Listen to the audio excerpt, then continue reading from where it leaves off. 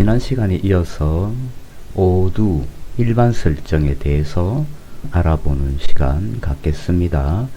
제 설정을 보여드리고 그 다음에는 이메일 설정, 이것은 중요한 부분이라 별도로 다루어 보겠습니다. 먼저 제가 설정한 일반 설정의 내용들을 보여드리겠습니다. 사용자는 그대로고요. 언어도 추가하지 않았습니다. 회사 정보 한번 볼까요? 회사 정보는 주소를 넣었고요. 사업자는 아직 없고요. 전화번호하고 이메일, 웹사이트가 들어갔습니다. 그리고 여기 회사 로고 넣었습니다. 이렇게 하면 기본적인 것은 다 되고요. 회사 이름 바꿨습니다. 그래서 회사에 대한 일반 설정은 끝이 났습니다. 그 다음에 문서 양식은 저는 버브를 했고요. 로고가 나왔죠. 그리고 주소 넣어줬었기 때문에 주소가 나왔습니다. 그리고 태그라인, 소설 같은 기술 이야기 넣었습니다. 바닥글에는 전화번호, 메일 주소, 홈페이지 주소 넣어줬습니다. 그렇게 해서 요런 모양의 문서가 생성되어질 거다 라고 볼 수 있습니다. 그렇게 돼서 이쁘게 문서 양식이 완성되었습니다. 앞으로 청구서라든지 이런 문서를 만들어내게 되면 요런 형태로 나올 겁니다. 그렇게 해서 문서 양식 설정까지 해보았고요. 사용자 지정 이메일 서버 사용 이 부분을 오늘 따로 다루어 보겠습니다. 먼저 이메일 수신 서버, 발신 메일 서버 이렇게 두 개를 설정해 줘야 되거든요. 여기에 지메일 서버 사용을 체크했습니다. 회사가 별도의 자체적인 메일 서버를 가지고 있다면 바로 여기에서 설정해 주면 됩니다. 제 같은 경우에는 별도로 가지고 있지 않고 지메일을 사용하는 걸로 설정을 하기 위해서 체크했습니다. 메일 서버가 왜 중요한가 한번 설명을 드릴게요. 이 오두는 단순한 ERP 시스템만 있는 것은 아닙니다. 이것을 포함해서 전사적으로 데이터를 관리하고 또 모든 업무를 여기서 볼 수 있게 만들어져 있거든요. 그래서 첫 번째로는 고객과 소통하는 창구로서 작동을 합니다. 송장을 보낼 수도 있고요. 견적서, 알림 등 여러가지 메일로 할 수 있는 작업들을 메일 서버를 설정해 놓으면 바로 이 안에서 작업이 가능하다. 따로 또 메일을 열어서 설정하고 보내고 이럴 필요 없고요. 이 안에서 아까 그 문서 양식이 첨부돼서 바로 상대방에게 메일이 가고 또 오고 이런 식으로 일이 진행이 된다 라고 보시면 되고요.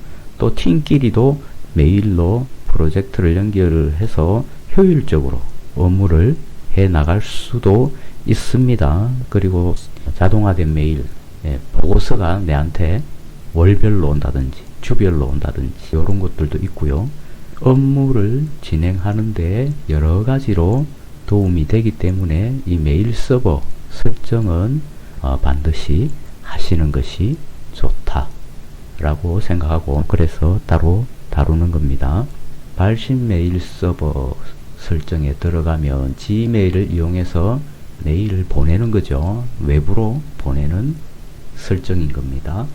여기 이름은 원하시는 대로 주시면 되고요. 사용자 이름으로 인정하겠다 라고 체크를 하시고 연결 암호화는 SSL/TLS 쓰시면 됩니다. 체크하시고요. SMTP 서버는 뭐냐면은 보내는 우체부입니다. 인터넷상에서 내 메일을 보내주는 우체부 역할을 하는 서버. 이름이 우리가 지메일을 사용하기 때문에 smtp.gmail.com 이름이 이렇습니다. 그 다음에 포트라는 것이 있습니다. 이 포트는 메일이 지나가야 하는 길 같은 겁니다. 우리가 여기서 메일을 보내면 smtp.gmail.com 이라는 서버에 465번 문을 통해서 들어가야 한다. 다른 문으로 들어가면 안 됩니다. 우선순위하고 요거는 그대로 두고요. 사용자 이름, 내가 지금 사용할 이메일 주소가 됩니다. 비밀번호, 만드는 방법을 잘 설명하신 블로그 링크를 해놨고요. 이 블로그 글에도 요약해서 정리해 두었습니다. 간단하게 정리가 되어 있으니까 그거 보고 하시면 됩니다. 첨부해드린 블로그 글과 제가 요약해 놓은 거 두 가지를 보시면 전혀 어렵지 않게 하실 수가 있을 거예요. 앱 비밀번호 모두가 지메일 서버에 내 이름으로 들어가서 메일을 보낸다 라고 생각하시면 아주 쉽게 이해가 될 겁니다. 그렇게 해서 아주 간단하게 지메일 연결 설정이 끝났습니다.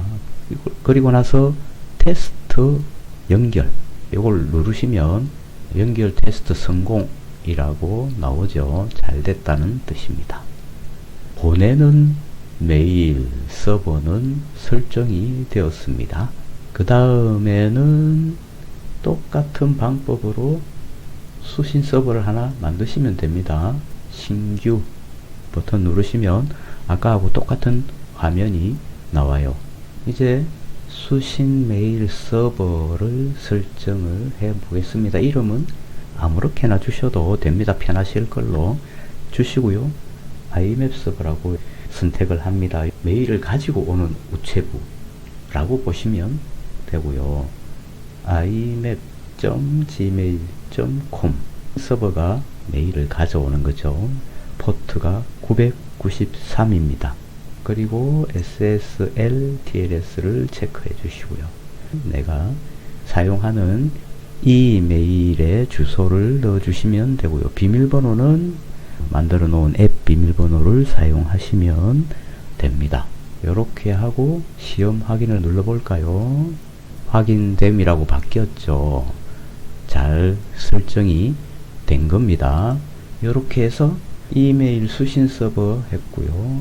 발신 서버 했습니다. 그래서 우리가 모두 안에서 메일과 관련된 작업을 바로 처리할 수가 있습니다.